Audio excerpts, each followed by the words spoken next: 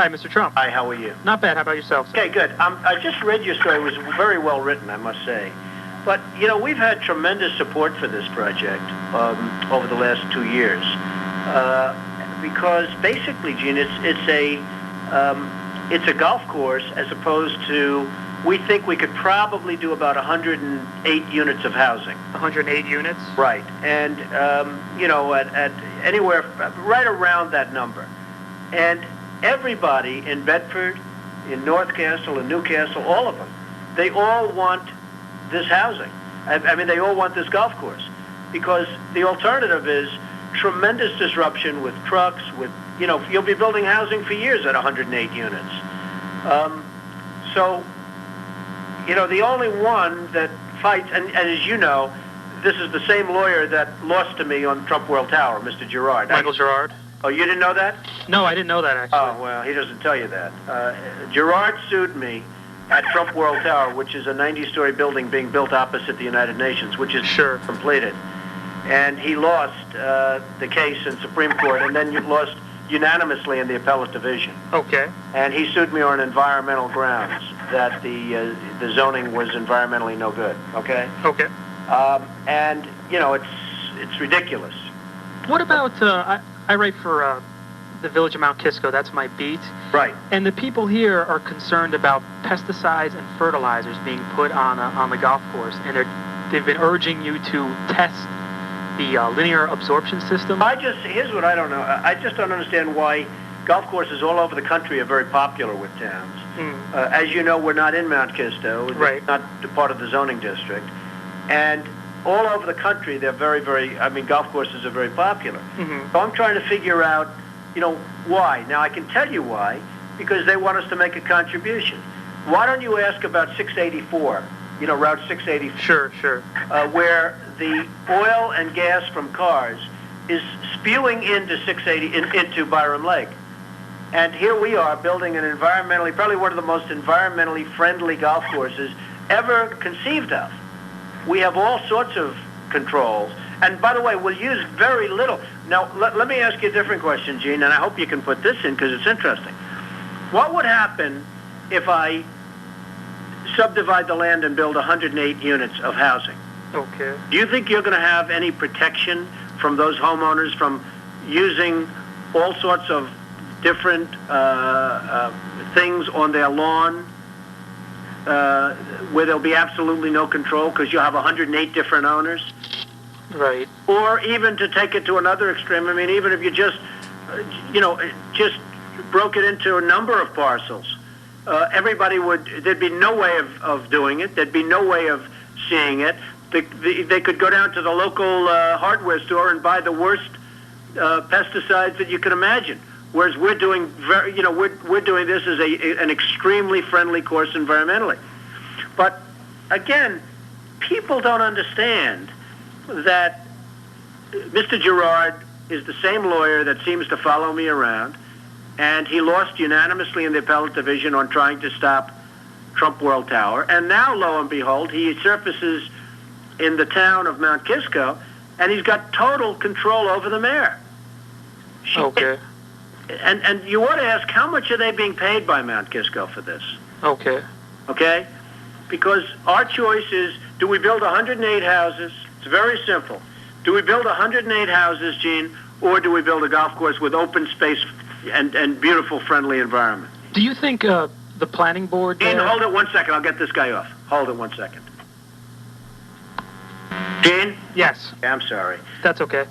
Go ahead, Gene. I was going to ask you, do you really think the Bedford Planning Board will allow 108 units of housing on that land? They're a pretty tough board. They're pretty notorious. Oh, you're right. It's three. First of all, it's 3 towns. Right. It's more than Bedford. It's Bedford, Newcastle, North Castle.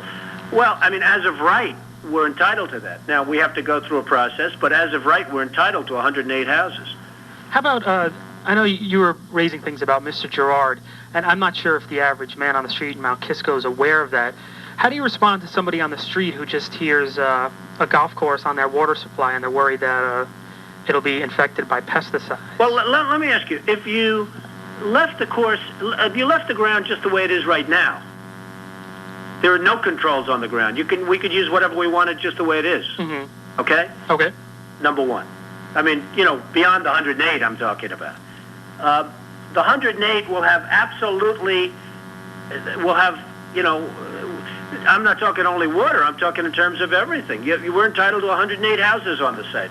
We have 215 acres. Okay.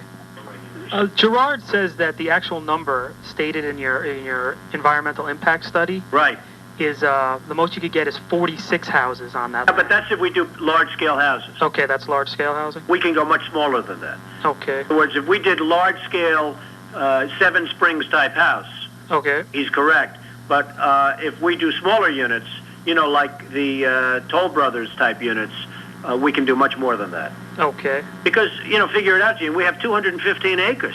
Okay. And in some of the area, we have 1 acre zoning. At what point do you say, you know what, forget the golf course, I'm going to go for housing? Is that even a possibility? Oh, there's a major possibility. In fact, with housing prices right now, I'm very foolish to do a golf course because I can make a lot more money with housing than I can with a golf course. But a golf course, this is the 5th year of zoning on this. A golf course is environmentally much more friendly than houses, and it's what Bedford and North Castle want, and Newcastle too, because they don't want to see housing built. Okay. Which is a tax on the schools, which is a tax on their areas. A lot more people will be there. A lot more trucks are going to be there. It'll take a lot longer to build. So I thought your article was really well written, but I wanted to give you our side because I noticed that Steve Cass wasn't able to call you back. Right, right. And, the bottom line is that a housing development would make a lot more money than a golf course. Okay. How about you said earlier in our conversation that that Mount Kisco is looking for a contribution, or you said they're looking for contribution? Well, they want us to make a contribution to what their plan is, and because they're not in the zoning district, into their system, and because they're not in the zoning district, the only thing they can do is complain about a lake. Now, you should have them focus on the fuel and everything that's spilling into that lake from 684. Okay. Not something from an environmentally friendly golf course. How about one thing that's happened here when I talk to people in Mount Kisco? When this was first proposed, it was kind of, no, this has to be rejected outright. Now they've changed their position. They're saying, okay, if there's going to be a golf course there, that's fine. But that LAS should be tested at Mr. Trump's property in Briarcliff, which doesn't sit above a water source. Why not just appease the people and say, okay, you know what, we're going to try this out for a little bit, and to ensure I might do that. Maybe we'll do that. Okay. Maybe we will check it. It's something that it certainly could be looked in. It's a very simple system. It's foolproof. It's simple. We're not dealing with sending rockets up to the moon. It's a very, very simple system, and it is something that we could certainly look at if my people think that's appropriate, and I have no objection to it, and they have really no objection to it. What we don't want are the delays. We're in this process for 5 years. Okay. I can build housing on the site and make much more money, but I thought that this would be something that would be great for the community.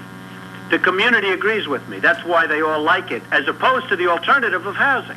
Now, we'll have to go through a process, but we could build 46 large-scale houses, or we could build 108 nice houses, but it would be a huge tax on the community. Okay.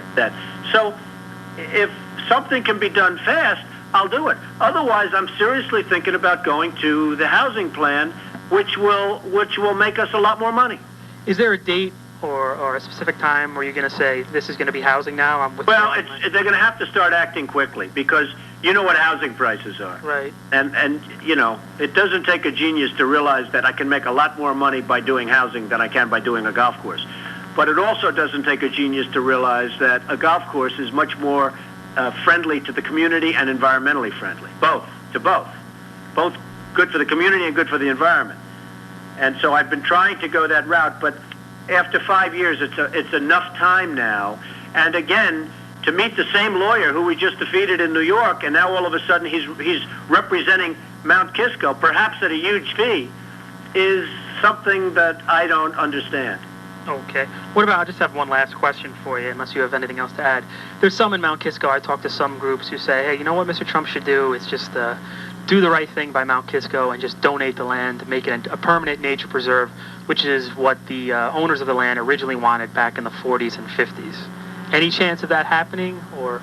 Well, we are going to be donating a certain portion of the land to Newcastle, I think. Reserve, etc. And it's about how many acres is that?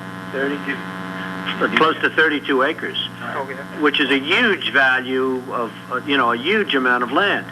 So we're donating that, and we're agreeing never to develop the site for other than a golf course. So that's a huge concession, those two things. So I really have done what they've wanted if I go the golf course route. If I go the housing route, all bets are off. Okay. Anything else you wanted to add, sir? I appreciate your time. I thought a couple of things should be out there. I think Go ahead. People should know about the 108 units, from 46 to 108, but, you'll describe that. People should know that, the lawyer was the person that failed in the lawsuit to stop the building I built opposite the United Nations, and now, lo and behold, he's there again. And again, I really would like to know how much the town is paying him. At least they should have found a lawyer that beat me. And, there are things, and I felt your article was very fair, Gene, but unfortunately you didn't have our point of view. Okay. And the point of view is that, people in Bedford, I'm getting letters, we get on average 5 letters a week from Bedford and the other communities in the area asking me to continue to go forward with the golf course. Anybody from Kisco saying that? Anybody that drinks the water? Well, anybody from Kisco would be saying it because, if they knew the facts, because the water will be much cleaner with a golf course than if we have housing or something else in the site. Okay. And, the water will be perfect with a golf course. Nothing's going to go into it. But again, they ought to focus on 684, not on an environmentally friendly golf course. Because their real problem with Byram Lake is coming off of 684. Is the fumes and fuel spilling into the lake from 684. That's their problem. They don't want to get into that, but that's their real problem. Okay? Okay, sir. Thanks for your time. If you ever want to call me, I'm at 212-832-2000. 2000, okay. And just feel free. All right, sir. Thanks a lot for your time. Okay, my friend. Take care. So long. Bye-bye.